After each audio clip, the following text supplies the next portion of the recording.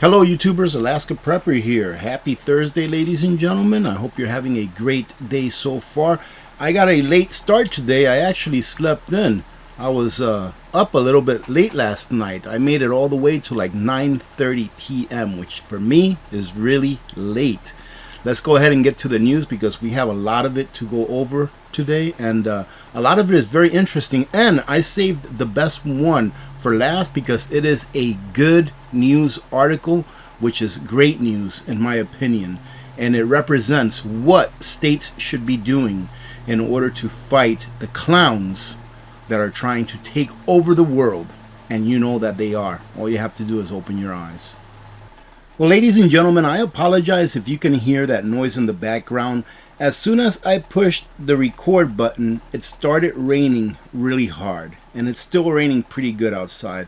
So if you can hear the rain in the background, I apologize. I personally like the sound of rain, especially when it's falling on a tin roof. And I could hear it really well. I had my front window open here, and I decided to close it because it was just coming in very loud. But do you all remember me talking about that acronym that has the three letters Echo, Sierra, Golf, and it stands for the word environmental, right? Followed by the word social, and then finished up by the word governance. Well, that is behind what you're looking at here on the screen. Banks will end loans for new gas and diesel cars, and buyers will only get loans for the right decision. So now the banks, since they fall under this three-letter acronym, they're going to go ahead and decide for you what is best for you to borrow money for. Personally, I would say don't borrow any money. Just boycott it and buy whatever it is that you need to buy by practicing the art of delayed gratification, which means save up for it today so that you can buy it tomorrow. And now this is not all over the world. This is starting in Australia. This article comes from Australia. You may have heard of a company's Echo, Sierra, and then Golf score.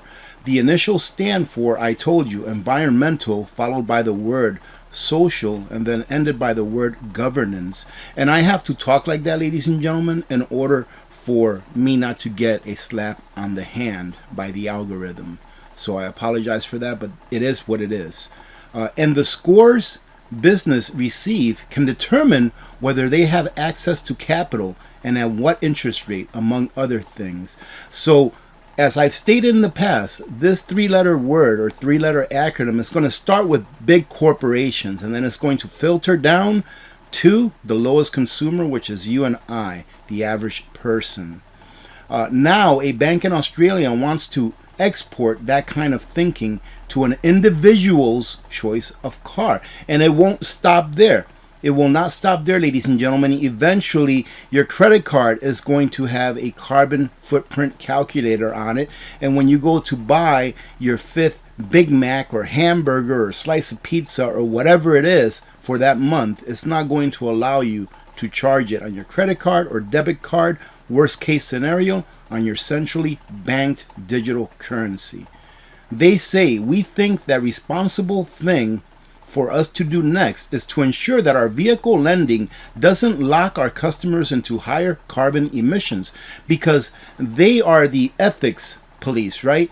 The banks are now the ethics police. And the thing is that they're volunteering to do this instead of saying no to these unelected entities that are telling them to do this. So they're going along to play the game, you know, that the Uniform / November, you know, the United / Nations has put forth for them to play.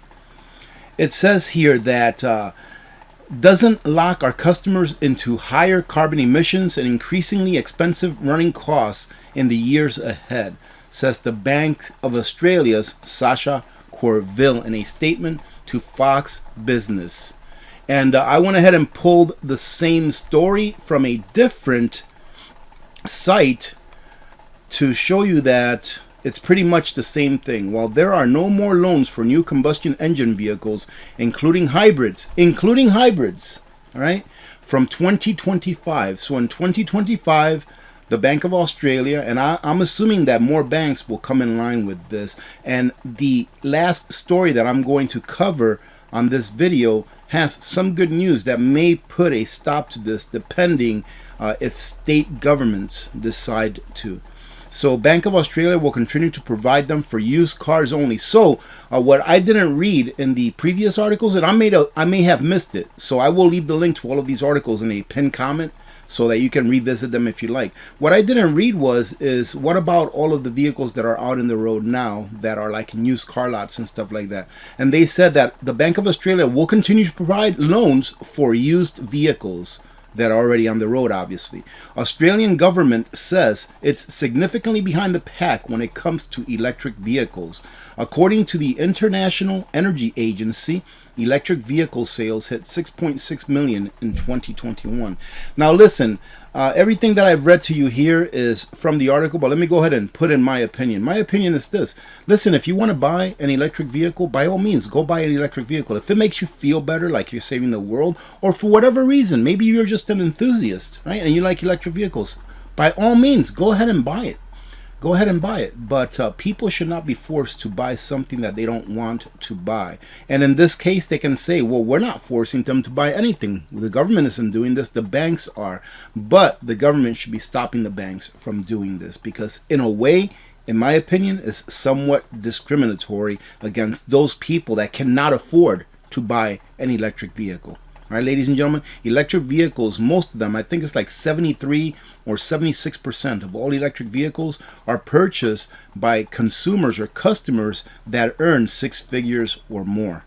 So in my opinion, doing this is discriminatory against those people that are in the lower classes. And I just thought that I would show you a quick graph of what the United States government spent, how much revenue it got last year, 2021, and how much of a deficit it had. And then you can compare these numbers or averages, percentages, right, to your own family, and ask yourselves, would we be able to survive? Would the average American family be able to survive going down the same road that our government is going through? And how long would we be able to survive for? So here, we're going to bring it down here. Here, I hope that you can see this. In 2021, the U.S. government totaled more than $4 trillion. About half of it came from individual income taxes, while about 30% came from Social Security and Medicare. And here it shows in this chart all of the money that the government collected and all the different types of taxes. And as they say here, individual income tax, 2.04 trillion, Social Security 1.24 trillion, corporate income tax 372 billion, right? That right there, that 372 billion, that's what you call crony capitalism, right, ladies and gentlemen? This is where the governments are bought. Our politicians are bought by corporations, because take a look at that number compared to the individual income tax. Despite the trillions in revenue generated like most years, the U.S. federal spending was higher in 2021, which put the federal government in a budget deficit of $2.7 trillion. Now, if you take 2.7 trillion, let me take out my calculator. Let's take out 2.7 trillion, right? So 2.7, and let's divide it by the actual amount of money that they collected, 4.045. So 4.04. That equals this, and then you multiply this times 100.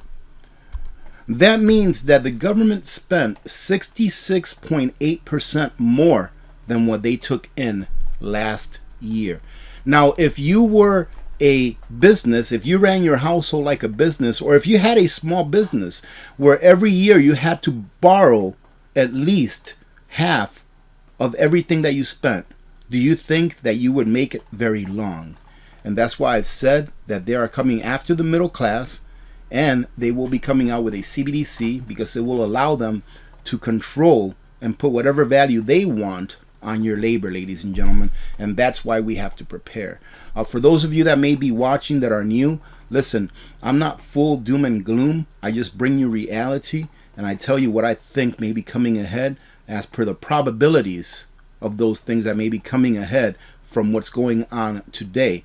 And this is what we have to prepare for. We have to prepare for a day where our standard of living is dramatically reduced because our labor will not be valued as much as it is now. Why? Because of government spending, government policies, regulations, restrictions, etc. However, eventually we will get out of that rut and we will make it to the other side. So being prepared today is a way to be able to strive once we make it to that new paradigm, once we make it to the other side of whatever major crisis governments are going to bring forward next in order for them to achieve their overall agenda. More billions to Ukraine as America falls apart. And for a government that had to borrow 66% or 68%, whatever it was, I already forgot because I'm senile, of what it spent last year, it's incredible that we are even sending any money to any countries outside of our border. And here they say what is seldom asked is what is in this deal for those Americans who suffer to pay for our interventionist foreign policy, right? Because it is we the people that pay the consequences of the decisions that politicians make. So instead of them keeping whatever money we have here in the United States, they send it overseas as our roads are crumbling, our bridges are falling. And in the United States, I didn't know how many bridges there were in the United States. There's so many. And a very large percentage of them are crumbling, are in conditions that are other than safe. They continue to say inflation is a tax on middle class and poor Americans. I have touted this notion. It's not a notion, it's a fact for I don't know how long now, maybe since I started doing this channel, that inflation is a tax on the working class. The wealthy, they say, like those who run Raytheon and Lockheed Martin, always get the new money first before prices go up. Let me take a quick minute to explain to you what they mean by that. So when money is printed out of thin air, it was never earned. That money has the full value of the same dollar bill that you have in your hand. So let's say, for example, I just printed this $100 bill. It came out of thin air. Just printed it, came out of the printing press, all right? Well, in order for you to earn this $100, you had to earn it. You had to give of your labor, of your time to earn it, all right? So where does the money that the government prints, Federal Reserve, whatever you want to call it, they're all the same. Where does it get its value from? Well, it gets its value from the dollars that you already earned. That is why your wages never keep up with inflation. So as soon as they take this money and they spend it into the economy, the very first time that they spend it, it has just as much value as the dollars that you earned. However, as it filters through the economy and then the economy realizes, hey, there's more of these $100 bills today than there were tomorrow, then the value of all of the $100 bills, including the one that was printed, goes down a little bit. And they continue to do this and they continue to do this. And then 20 years later, you find out that what you could buy with $100 20 years ago, today maybe gets you 1/4 of that. I hope I explained that right and that you understand it, because that is one of the reasons why we as a nation and the world are under the predicament that we are in today. There is a way out. It's called non-intervention. And imagine that. Non-intervention, isn't that something that the first president of the United States said before he left office? That's something that we maybe should consider, is staying out of other people's business. And as we send money to everyone else across the world, as we make the military-industrial complex richer than it's ever been, a tsunami of shutoffs. 1 in 6 U.S. homes are behind on their power bills. 1 in 6 Americans are having to decide to buy food and put gas in their car instead of paying their power bills. I've talked about this quite often as well, and I've done a few videos in the past about how Americans in general, people around the world are going to have to decide whether to heat their home this winter or whether to buy food. Obama economists blast President Biden for student loan forgiveness. He says that it's like pouring gasoline on fire. On Mondays, Summers tweeted, "I hope the administration does not contribute to inflation macroeconomically by offering unreasonably generous student loan relief or microeconomically by encouraging college tuition increases. Now, what he's saying there is that he hopes that the president is not going to be doing a whole bunch of student loan forgiveness, but also that the student loan forgiveness itself incentivizes colleges to increase their price, because they know that if students get in over their head by borrowing too much, that eventually the government is going to come out there and bail them out. So they might as well increase their prices, because they know that they're going to be backed 100%, and that they know that they're going to get their money, including all of the fees and interest and stuff that they've accrued or that they've charged the students. He said that the relief would increase inflation by causing college to increase tuition, and argued that the administration should put the funds to support those who don't get the opportunity to go to college. I disagree with that 100%. I think that if you want to go to college, you ought to pay to go to college. Go work at McDonald's, right? The McDonald's here in Fairbanks, Alaska actually helps kids go to college if they, well, helps anyone that works there go to college if they want to go to college. So go make 15 bucks an hour, live at home with your mom and dad, and pay for your college. You can do it. Go to a community college, go to a state college. All right, you don't have to go to a private college. You can go and get an education anywhere as long as you want it. The opportunity is there. The question is, are you willing to do what it takes in order to do it right? Or are you going to take out these loans hoping and hoping that one day they'll be forgiven, and who knows, maybe they just won't. He continues to say, if relief is to be given, it should not set any precedent. It should only be given to the first few $1,000s of debt and for those with genuinely middle-class incomes, The Economist wrote. I disagree with that as well, personally. I hope that you got your coffee several months ago when I told you get your coffee now, because coffee is going to be going up, and the story of coffee just keeps getting a little bit worse. Very dry weather over Brazil's major Arabica growing regions during the second half of August added to drier than normal conditions the region has seen due to La Nina weather phenomenon, a Hightower report said. And as you can see here, I'm taking a look at this chart of the price of coffee. Right now it's sitting between $2 and $2.50. But what I'm looking at here is that this looks kind of like a sloppy cup and handle formation.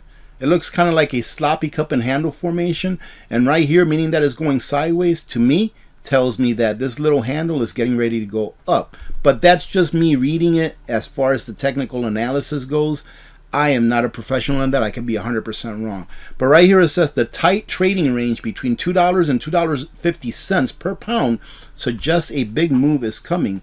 And if poor harvests continue in top producing countries with outsized global demand, this may imply prices could head even higher. And yeah, absolutely, prices are going to head higher. I mean, not only are input prices up, coffee takes a lot of fertilizer, but we have bad weather. And then we also have a lot of high fuel prices, high labor prices. It's going to continue to go up, and probably for the foreseeable future, for the next several years, until our weather turns around. So if you're a coffee drinker, do yourself a favor and stock up. Put it away. And we have so much crime going on, ladies and gentlemen, that I thought I'd cover this article with you. Where shame, shame, shame. Shame, shame, shame on you little American kids trying to become young entrepreneurs and have work ethics and want to make a few extra dollars during the summer. Unfortunately, cops shut down this 8-year-old girl's lemonade stand to protect society from unlicensed lemonade. I thought that we lived in a free society. You know, I was watching, I believe it's Hersey Financial. Hersey Financial is one of the financial channels that I watch, and I believe that the host's name is Joe Brown. Really, really smart guy. And he was talking yesterday about how the list of the freest nations in the world came out a few days ago, I guess. And the United States didn't even make, I think, the top 20. I think we were like in place 25 of the freest nations in the world. And here I'm always touting that the Constitution of the United States has produced the freest nation in the entire history of mankind. And it has. It did produce the freest nation in the history of mankind. It's just that our government has been taking away our rights little by little, making it more difficult for us to be free, for us to just live and let live. What is this young lady doing that's hurting anyone? I can tell you exactly what she's doing. She didn't pay her licensing fees, because a licensing fee, believe it or not, is a tax on you and me. Do you really think that the government cares whether you can or can't cut hair? Trust me, if you go to a barber or a hairstylist and they do a bad job once, more than likely you're not going to be going back. But that licensing ensures that the government can get bigger and that the government can collect off the backs of the people that actually do the work. Same thing here. This young lady didn't pay a licensing fee. She didn't pay her taxes before being able to do business. So what do? They shut her down. And it's so sad because here she says it's fun and you get lots of people, right? And in an interview adding that lots of truckers stop to buy and they pay more than $1 per cup that she charges. So she's like, yes, I'm making that money, right? Especially on a country road, I get a lot of people, she said. It's a heck of a shame. You know what? I wish that they'd put up a GoFundMe for that little girl, so that people can go there and give money so that she can maybe have money for college. Unfortunate that our institutions punish those that want to work and reward those that don't. Remember that Echo Sierra Golf that we were talking about, right? Texas moves to ban BlackRock UBS from state business over firm's oil industry boycott. And this oil industry boycott that these huge corporations have is because of Echo Sierra Golf. It's because of that three-letter acronym that is really being controlled by the United and then followed by the word nations. All right, ladies and gentlemen, in other words, they're abiding by the rules of an entity that was never elected by you and me and then putting that on us. Well, Texas says, nope, get out. And that is what we need. We need governments, state governments, right? State representatives to say, get out. You don't want to do business the way we want you to do business? This is our house. Get on out. It says here that the environmental, social, and corporate governance movement has produced an opaque and perverse system in which some financial companies no longer make decisions in the best interest of their shareholders or their clients. So they're not making their decisions based on what their shareholders and we, the people, the clients, need. They're making their decisions based on the rules that someone else had put forth for them to follow. All right. It says that instead they use their financial clout to push a social and political agenda shrouded in secrecy. And that is 100% truth. Although maybe it's not as secret anymore because a lot more people are talking about it. So that Echo Sierra Golf acronym, in my opinion, eventually it's got to fail because it brings nothing but misery upon the people that cannot afford to pay for these regulatory rules that they put forth. These people that are putting these rules forward, ladies and gentlemen, for us to follow, they don't care if the price of gasoline goes up to $50 a gallon. They don't care if the price of beef goes up to $50 a gallon. They don't care. It's not going to affect them one bit, but it will allow them to control our actions, our activities. It will allow them to control us because a way that the government controls the people is through taxation. The more that you are taxed for doing something, the less that you are going to do it. The more that you are subsidized for something, the more that you are going to use it. All right, ladies and gentlemen, for example, the student loan debt problem began when the government started subsidizing student loans. Had the government not ever subsidized student loans, we wouldn't have college tuition be as high as it is now, because competition would take place. But whenever the government says there doesn't need to be any competition, we're going to go ahead and pay you no matter what, then they can raise their prices as high as they want. And is this what we want? For corporations to have a hold on us no matter what? That they can charge us whatever they want in order to make us act and behave in the way that some entity outside of our border wants us to behave. Having said that, I've talked enough. This video is probably way too long by now. I will have a review video later on today on a solar generator that is like a medium-sized solar generator, and for the price and for what it can do, pretty good. I'm pretty impressed with it, so hopefully you'll tune in for that. And that video, by the way, ladies and gentlemen, It's up to you, but there will be a giveaway associated with that solar generator video, which we will be doing this Sunday during our Sunday live stream. However, before Sunday, tomorrow on Friday, we'll have our regular 2 p.m. Friday live stream. So hope to see you there. Have a great day, and we will talk to you later. Remember to be good to each other. When good people do good things happen. Remember to reach one, teach one, and repeat. If we all did this, the world would be a better place, and you know that it will be a better place. Many blessings to all of you and your families. I'm Alaska Prepper. I am out. God bless.